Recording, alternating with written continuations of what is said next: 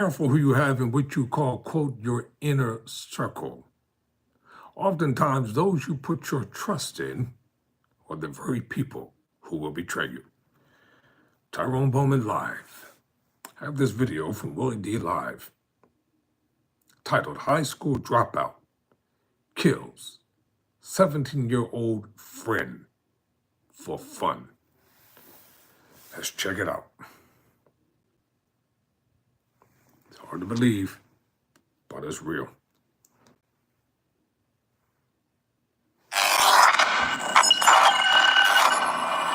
Willie D Live. What's up, family?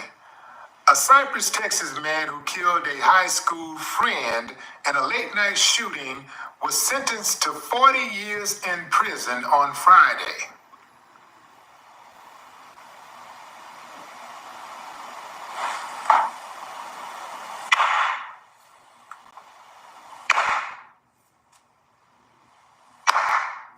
I ain't got no problem with that, but some of y'all do, so let's talk about it. James Michael Sotelo, 21, received the sentence from a judge for the murder of Corey Thompson, a high school friend who was staying at his home on March 20, 2021. At the time of the shooting, Sotelo was an 18-year-old high school dropout, and the victim was 17 years old. James fired a 9mm semi-automatic handgun at least 13 times as Corey was trying to go to bed around 3 a.m. The Harris County Sheriff's Office responded to the scene and found Corey was hit at least 11 times, several in the back. One bullet also went through the bedroom wall and struck James's brother in the face while he slept. The brother survived, and James was also convicted of deadly conduct for shooting him. Assistant District Attorney Kyle Tucker prosecuted the case in a 6-day trial in November. After the jury convicted James, he opted to have his punishment determined by the judge following a pre-sentence investigation.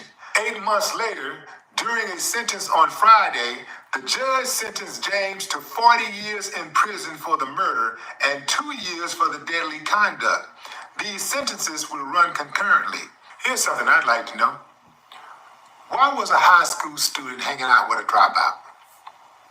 Why was he permitted to stay overnight at Buddy's house? Look, man, we cool and everything, but once you drop out of school, we ain't on the same level anymore. We ain't got the same goals. I'm going in this direction, All right, Jessica. You're going in that direction. Now check this out, fam. Although it would not be an excuse, according to the defendant, this guy says he wasn't even intoxicated or on drugs. He never actually gave a reason. Breaking news. Do not buy new windows if you live in. Tyrone Bowman Live talking about a 17-year-old high school student who was brutally murdered by a so-called friend. Going in that direction. Now check this out, fam. Although it would not be an excuse, according to the defendant, this guy says he wasn't even intoxicated or on drugs. He never actually gave a reason. Now, the prosecutor said that this guy has to be put away because this is a cold-blooded murder, and he had no reason. He gave no reason for why he killed his so-called friend. But I got one. Come on, man. That's right, I said it. I got a reason. You see, I find it interesting that anytime black people and white people are together and they're supposed to be friends and somebody dies, it's always the black person who dies. When somebody is killed, it's always the black person who gets killed. You know, how many times have we heard about black folks spending the night at their white friend's house?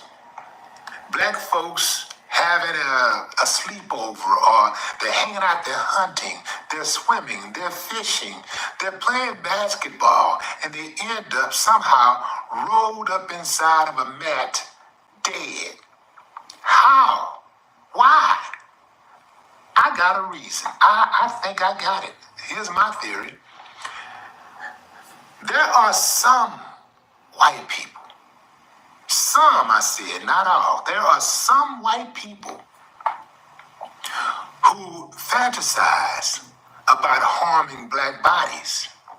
They fantasize about killing black people. This is real, fam. I ain't tripping. I know I'm not tripping because I'm just looking at history. I'm looking at thousands of cases that I've seen personally, that I've analyzed personally, that I've researched personally. No reason whatsoever to kill that person, to do what you did to that person, other than just pure hate and an itch to harm a black body. And this comes from centuries of watching and hearing about the legacy of the brutalization of black people at the hands of white people. Some white people, I theorize this, man. I gotta go there, man. I mean, I know some of y'all gonna be mad because I'm saying it, but I know I'm telling the truth. Some white people, they feel it is their birthright to harm black bodies. You know how there are some people that are predisposed to, say, contaminating people's food? You know, like either spitting on somebody's food or urinating or doing something else to their food. You know, perhaps even putting some type of poison in the food just to get a reaction. There are people out there that's like that, man. There are people that work in the medical industry who will give patients the wrong dosage, the wrong medicine, and see how they react, and then come in and try to act like they're trying to save them or watch them die. There are some sick ass people in this world, and James is one of them. He never provided an excuse or a reason as to why he killed his so-called friend.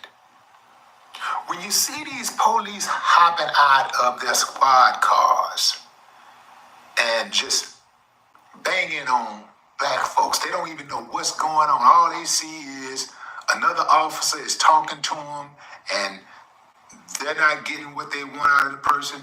All they see just run, even if they got the situation, even if the other officer have the situation under control, they just gotta run right and charge them and tackle them and swing on them. Yeah, they're predisposed to that. Yeah, they're out there. The ones who did the drive-by killing on Tamir Rice, they're predisposed to harming black bodies. He had absolutely no empathy for that kid. No consideration for him being an 11-year-old kid. He just did the drive-by, saw black, and boom, the eyes got big. You know, that's predisposed. Any of you remember the case of George Stinney? George was the 14-year-old black boy. You're watching Tyrone Bowman live. I'll be right back. Gotta take a quick break right after this.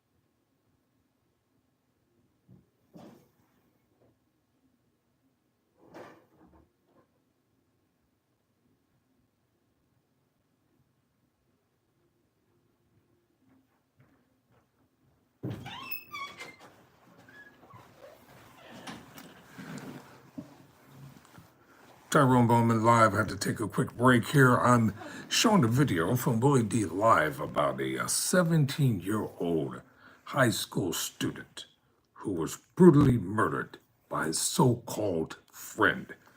He was sentenced to 42 years in prison. He gave no explanation as to why he did what he did, but I'm quite sure we all know why he did what he did. All right, let's get back to this here. Thank you for being patient with me. Okay. In the drive, I saw him black and boom, the eyes got big. You know, that's predisposed. Any of you remember the case of George Stinney? George was the 14-year-old black boy who was falsely accused of murdering two white girls in March of 1944. In April of 1944, he was tried, convicted, and sentenced to death in one day. A one-day trial. In June of 1944, they strapped him to an electric chair. For any man with a swollen prostate, do not drink water.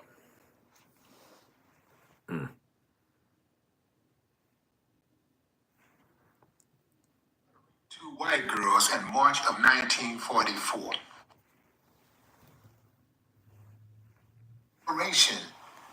For him being an 11-year-old kid. He just did the drive-by, saw him black, and boom, the eyes got big. You know, that's predisposed.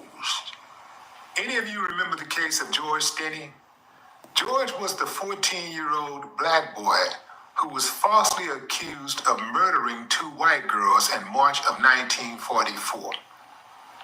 In April of 1944, he was tried, convicted, and sentenced to death in one day. A one-day trial. In June of 1944, they strapped him to an electric chair and shocked him to death. And check this out, family. Let me show you how much these uncivilized mutts believe in the Bible. George was prepared for the electric chair by using a Bible as a booster seat because he was too small to fit in the chair. Those people going straight Do to you know hell. how diabolical you have to be to execute a 14-year-old kid? Do you know how evil you have to be? Some people got that gene, fam. It ain't even learned.